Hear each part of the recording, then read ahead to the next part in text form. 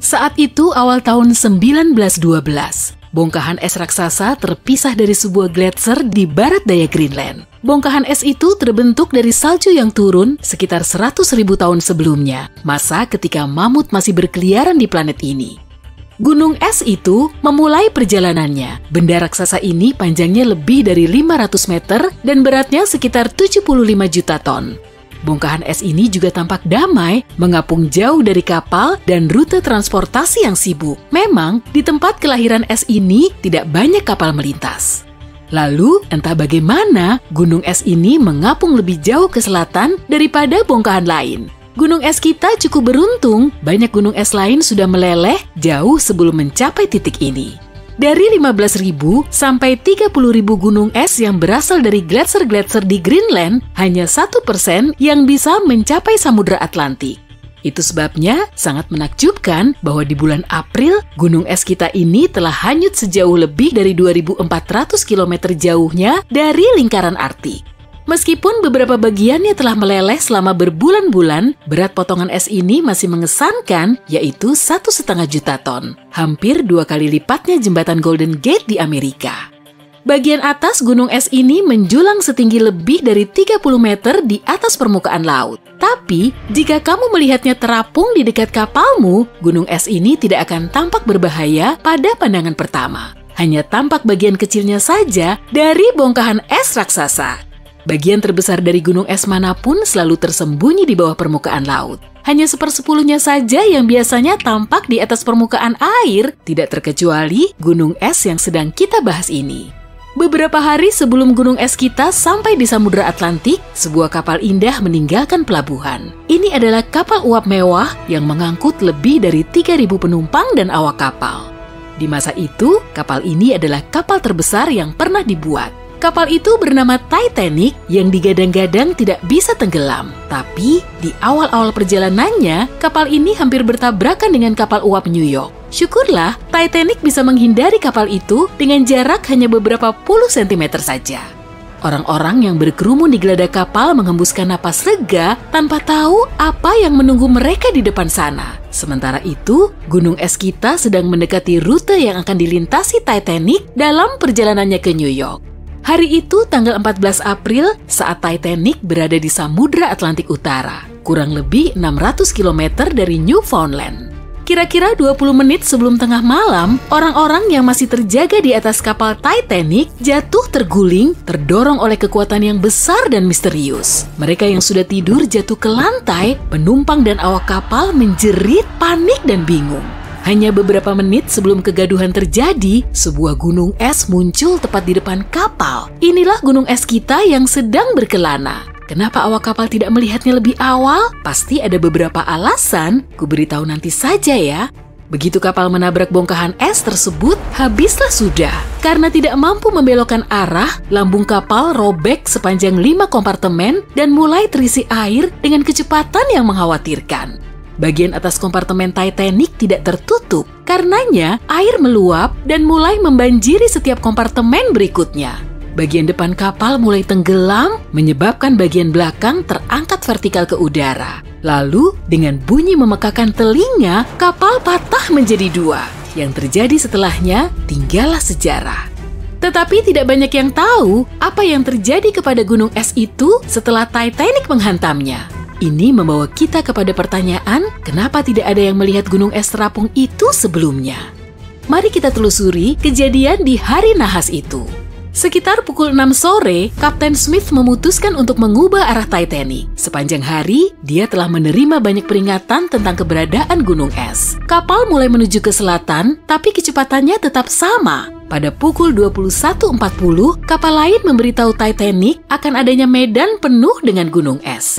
Sayang, pesan ini tidak pernah sampai ke anjungan kapal. Sekitar jam 11 malam, satu kapal uap lainnya mengirim pesan radio kepada Titanic. Mereka berkata, es telah mengepung mereka, membuat kapal berhenti. Pesan ini pun diabaikan. Sementara itu, kebanyakan penumpang di kapal mewah itu telah masuk ke kamar mereka. Jam 11.35, kru Titanic di menara pengamat melihat gunung es tersebut. Mereka membunyikan lonceng 3 kali yang berarti ada sesuatu di depan. Lalu, mereka menghubungi anjungan. Mesin putar balik dan pintu-pintu kompartemen yang seharusnya kedap air ditutup.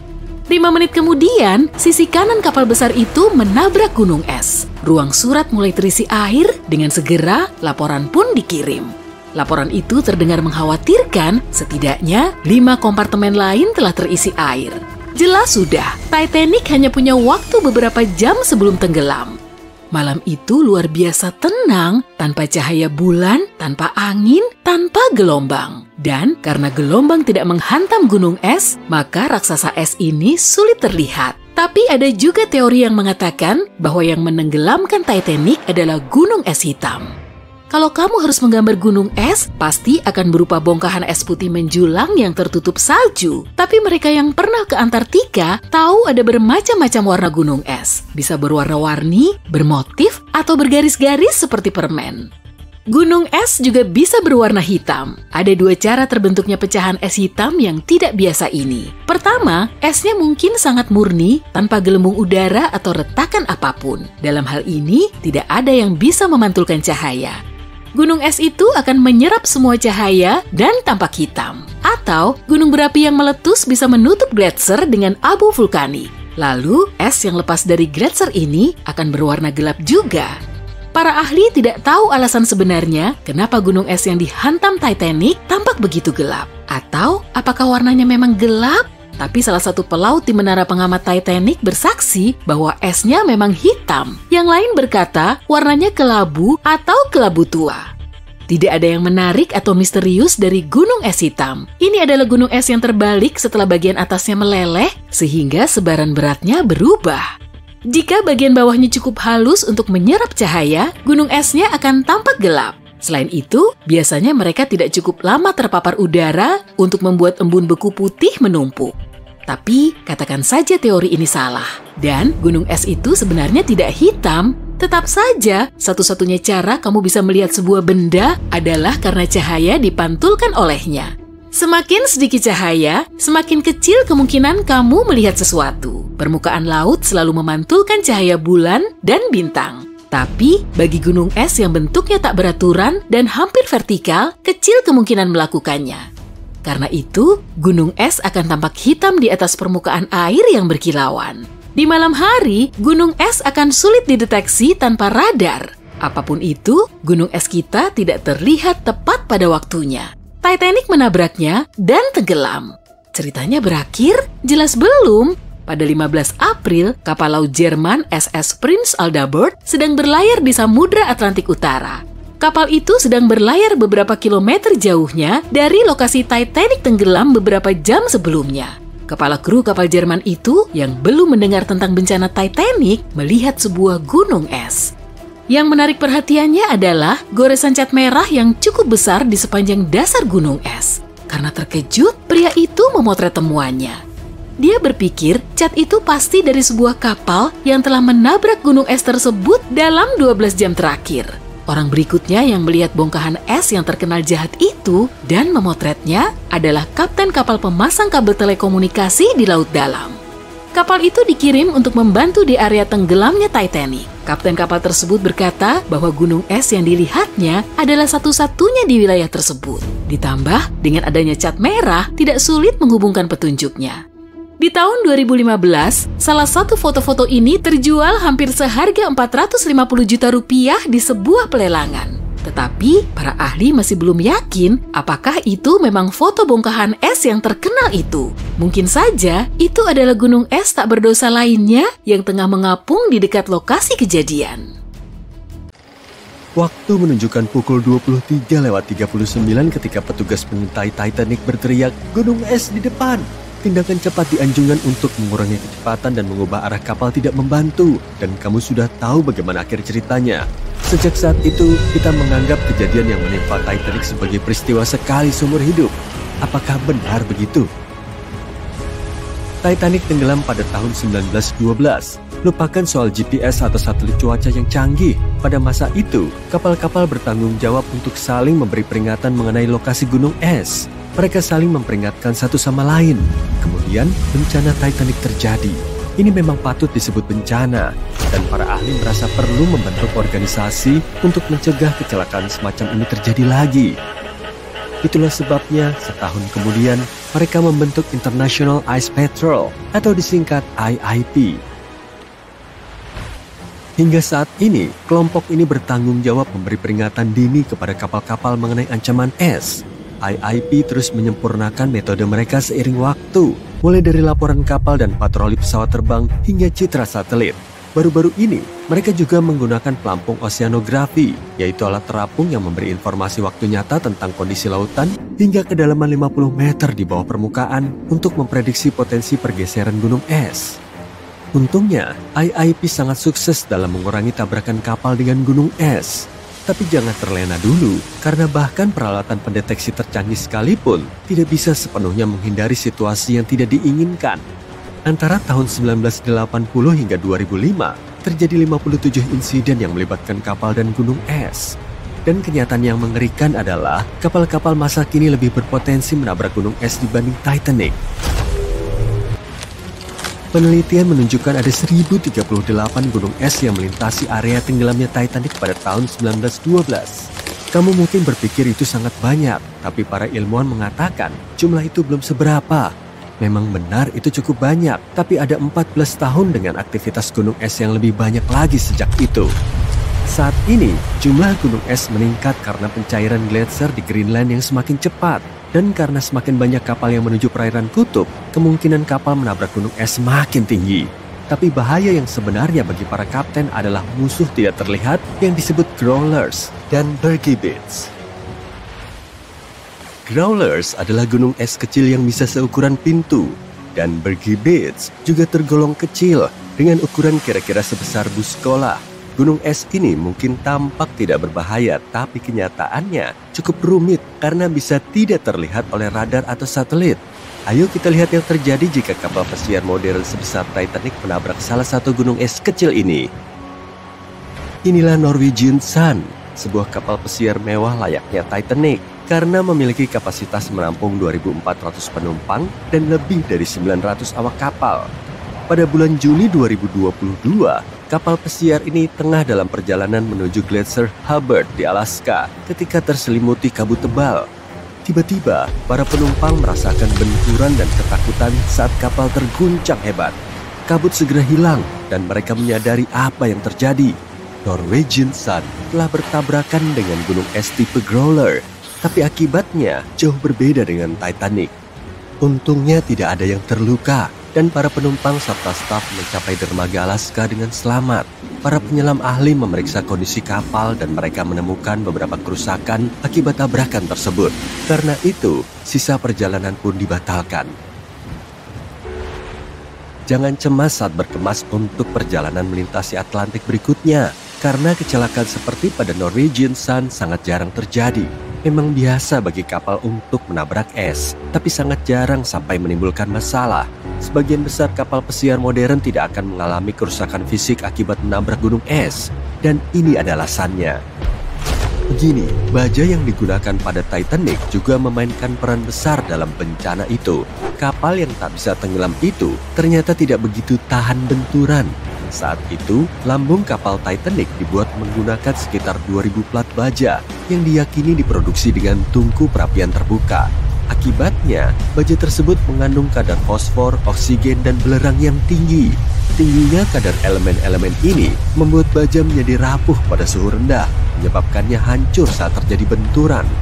Meskipun baja yang digunakan pada Titanic memiliki kualitas terbaik di zamannya, bahan ini tidak memenuhi standar keamanan kapal modern. Dan baja tersebut kurang lebih 10 kali lebih tidak aman dibanding baja yang digunakan kapal-kapal masa kini. Tapi perbedaan paling signifikan antara desain Titanic dan kapal modern terletak pada perakitan lambung kapal. Titanic dirakit menggunakan lebih dari 3 juta paku keling pada lambung dan struktur dek atasnya. Jadi, ketika menabrak gunung es, paku-paku itu memulai reaksi berantai, menyebabkan seluruh bagian lambung kapal hancur bersamaan dan menyebabkan masuknya air dengan deras. Sebaliknya, kapal modern menggunakan metode yang disebut las busur terendam, yang menyatukan tepi potongan logam, menciptakan ikatan yang kuat dan berkesinambungan. ini lebih aman. Karena jika ada bagian kapal yang rusak, robekannya tidak menjalar dan memperburuk keadaan. Kerusakan hanya terbatas pada bagian itu saja. Oke, gunung es kecil menjadi lebih banyak dijumpai dan kapal-kapal sudah disesuaikan untuk menghadapinya. Tapi masih ada satu skenario lagi yang perlu dipertimbangkan. Bagaimana jika sebuah kapal pesiar besar menabrak gunung es sebesar gedung 5 lantai? Bayangkan kita baru saja menciptakan kapal pesiar terbesar di dunia. Sebut saja Bright Seaside. Resort terapung ini sangat besar, 4 kali lipat ukuran patung Liberty. Kapal ini lebih panjang 97 meter dibanding Titanic dan mengangkut penumpang dan kru 3 kali lebih banyak. Dan seperti halnya Titanic, kapal fiksi ini dapat berlayar dengan kecepatan tertinggi sekitar 23 knot. Sekarang bayangkan skenario ini. Bright Seaside berlayar dengan kecepatan penuh di perairan yang sangat dingin.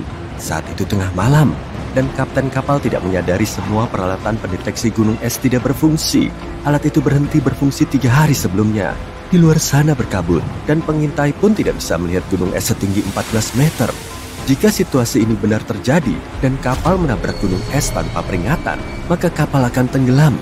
Ya, tapi tentu kemungkinannya sangat kecil, bukan? Itulah sebabnya para ahli cukup yakin bahwa es tidak mungkin menenggelamkan kapal pesiar modern. Perlu diketahui juga bahwa langkah-langkah keselamatan sudah jauh meningkat sejak Titanic. Sebuah kapal besar modern butuh beberapa hari untuk tenggelam, yang memberi cukup waktu untuk mengamankan seluruh penumpang. Para kru kapal sudah pasti lebih siap dalam menjalankan prosedur evakuasi, dan para penumpang pun harus mengikuti pelatihan keselamatan sebelum berlayar. Ya, aku tahu, memang menjengkelkan untuk melakukan semua itu ketika yang kamu inginkan hanyalah minum limun di tepi kolam renang. Tapi tahukah kamu, semua langkah keselamatan inilah yang menyelamatkan MS Explorer dari menjadi Titanic modern. Pada tahun 2007, seluruh penumpang kapal pesiar Antartika yang berjumlah 154 orang ini berhasil naik ke Skocie setelah kapal menabrak gunung es. Bayangkan kepanikan mereka saat menunggu bantuan selama 4 jam. Tidak diragukan lagi, para kru kapal bekerja dengan sangat baik untuk menjaga semua orang tetap aman. Tapi laporan yang dirilis 2 tahun kemudian menyatakan bahwa kecelakaan MS Explorer terjadi karena kurangnya pengalaman kapten kapal yang memacu kapal terlalu cepat melewati dinding es di perairan Antartika yang dingin. Itu menunjukkan bahwa tidak peduli seberapa canggih teknologi yang dimiliki sebuah kapal atau seberapa bagus materialnya, jika kaptennya ceroboh dan kru kapal tidak tahu cara menghadapi tabrakan dengan gunung es, bencana mirip Titanic bisa terjadi lagi. Tapi hey, tidak usah stres memikirkannya. Percayakan pada para profesional dan ingatlah bahwa dalam 30 tahun terakhir, MS Explorer adalah satu-satunya kapal pesiar yang tenggelam karena gunung es, dan seluruh penumpangnya selamat. Jadi, santai saja dan nikmati liburanmu di laut. Kita mengenal Titanic dari begitu banyak cerita, bahkan film, tapi sekarang kita sudah punya pindai digital berukuran penuhnya yang pertama. Dan bukan, ini nggak seperti model-model sebelumnya, di mana kita kebanyakan membayangkan seperti apa bentuk kapal itu. Kali ini kita mendapatkan pindai digital yang nyata, sebuah tim ahli benar-benar memetakan dasar laut dalam di sekitar Titanic bersama dengan kapal itu sendiri. Pada dasarnya kita mendapatkan pemandangan 3D dari seluruh bangkai kapal, ini seperti menyelam jauh ke bawah permukaan laut dan melihat Titanic seolah-olah semua airnya sudah dikuras habis. Jadi kisah bangkai kapal ini dimulai pada tahun 1985, 73 tahun setelah Titanic tenggelam. Penjelajah bernama Robert Ballard menemukannya di suatu tempat di antara 2 kapal selam yang juga tenggelam di daerah itu. Saat itu dia sedang melakukan tugas lain, jadi dia bahkan tidak punya waktu untuk menjelajahi kapal tersebut dengan baik.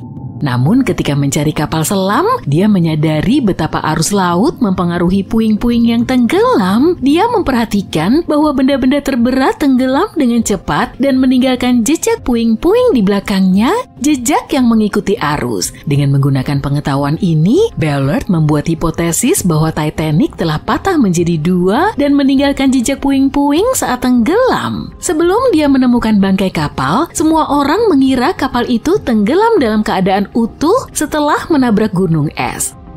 Jadi semua orang tahu di mana kapal itu berada sehingga petualangan bisa dimulai. Atau tidak? Sulit untuk menjelajahinya, kapal ini sangat besar dan kedalaman lautan yang gelap membuatnya sangat sulit untuk memotret seluruh badan kapal sekaligus. Jadi kita hanya mengandalkan sekilas gambar dari kapal yang sudah membusuk dan harus puas dengan bagian-bagian yang tersebar dan mengisinya dengan spekulasi dan cerita. Namun pada musim panas tahun 2022, kita akhirnya mendapatkan sesuatu yang berbeda. Sebuah tim ahli dari Magellan Ltd, sebuah perusahaan yang mengkhususkan diri dalam pemetaan laut dalam, bekerja sama dengan Atlantic Production yang membuat film dokumenter tentang proyek ini. Mereka memulai sebuah misi untuk menangkap pemandangan Titanic secara lengkap. Mereka menggunakan submersible. Ini adalah kendaraan yang bisa menyelam ke bawah air dan dikendalikan dari jarak jauh oleh tim penjelajah yang terampil. Kapal selam ini menyelam jauh ke dalam lautan dan ini bukan pekerjaan yang mudah. Mereka menghabiskan lebih dari 200 jam untuk mengumpulkan informasi tentang seluruh panjang dan lebar bangkai kapal. Rasanya seperti berburu harta karun di dunia nyata. Namun, alih-alih menemukan emas dan permata, mereka mengambil sesuatu yang lebih berharga, yaitu lebih dari 700.000 foto Titanic dari setiap sudut yang memungkinkan.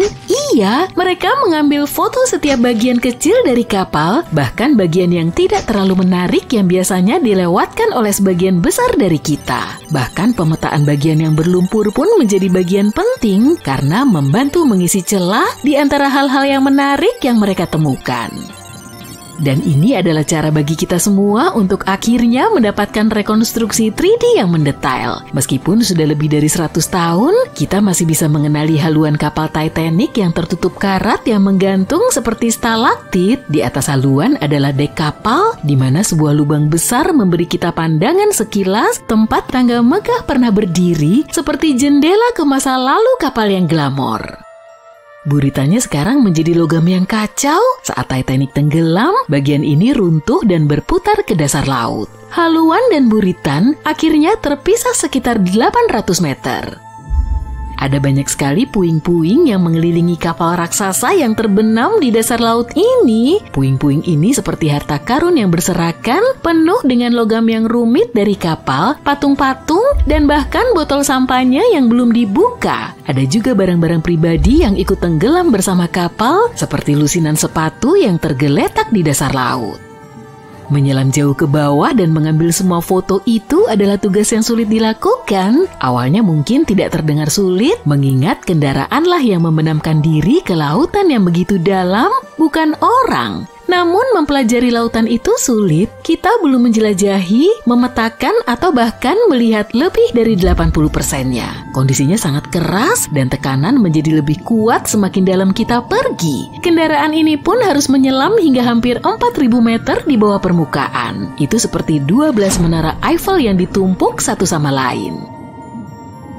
Ditambah lagi ada arus yang kuat di daerah itu, jadi mungkin rasanya seperti mencoba menavigasi labirin berair. Dan kapal selam ini tidak boleh menyentuh apapun, bahkan langkah yang salah sedikit saja bisa merusak bangkai kapal yang sudah sangat rapuh. Sepertinya Titanic membeku dalam waktu sehingga akan selalu ada di sana menunggu kita. Tapi pada kenyataannya, kapal ini perlahan-lahan menghilang. Sangat jelas bahwa air laut telah menghancurkannya, mengingat lamanya kapal ini berada di sana. Tapi bukan hanya itu, bangkai kapal itu sendiri telah menjadi rumah bagi jenis bakteri tertentu, yakni Halomonas titanicae, yang bahkan dinamai sesuai dengan nama kapal yang terkenal itu. Bakteri ini memiliki kemampuan khusus, yaitu dapat bertahan hidup di dalam formasi berkarat yang dikenal sebagai rusticles. Bentuknya seperti jarum-jarum es yang terbentuk ketika air jatuh dari sesuatu dan membeku. Bakteri ini menyukai besi yang berlimpah di lambung kapal, baginya ini seperti surganya prasmanan. Seiring berjalannya waktu, bakteri ini akan terus menggerogoti besi di dalam kapal sedikit demi sedikit, hingga suatu hari pesta berakhir dan seluruh kapal lenyap. Ini seperti proses daur ulang yang lambat tapi pasti. Jadi modal 3D yang kita dapatkan berkat kerja keras tim dan teknologi ini hadir pada waktu yang tepat karena kita tidak pernah tahu berapa lama waktu yang tersisa untuk menjelajahi bangkai kapal yang terkenal itu. Kali ini kita mungkin akan lebih memahami tabrakan dengan gunung es tersebut. Kamu tahu kan, kalau film selalu menunjukkan kapal Titanic menabrak gunung es di sisi kanannya. Nah, kita bahkan tidak bisa memastikan hal itu. Pemindaian ini dapat membantu kita mengetahui apakah kapal benar-benar menabrak di gunung es atau tersangkut di sana. Kita bisa mempelajari buritan kapal dan menganalisis bagaimana Titanic menghantam dasar laut. Hal ini juga akan membantu kita memahami apa yang sebenarnya terjadi saat kapal tenggelam.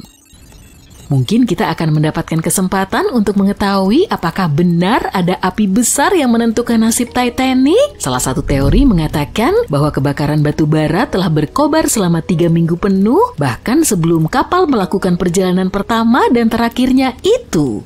Dan ini bisa saja membuat lambung kapal menjadi lebih lemah, yang berarti sebagian besar penyebabnya sudah terjadi, gunung es hanya memberikan pukulan terakhir saja. Jika itu memang ada gunung es, seperti yang diduga oleh beberapa orang, ada teori alternatif yang mereka sarankan di mana Titanic mungkin benar-benar menabrak bongkahan es yang tersembunyi alih-alih gunung es biasa. Bongkahan es ini terdiri dari lembaran-lembaran es besar yang mengapung di dekat permukaan laut dan sulit dikenali. Dipercaya bahwa bongkahan es ini mungkin hanyut ke Atlantik dari Samudra Arktik.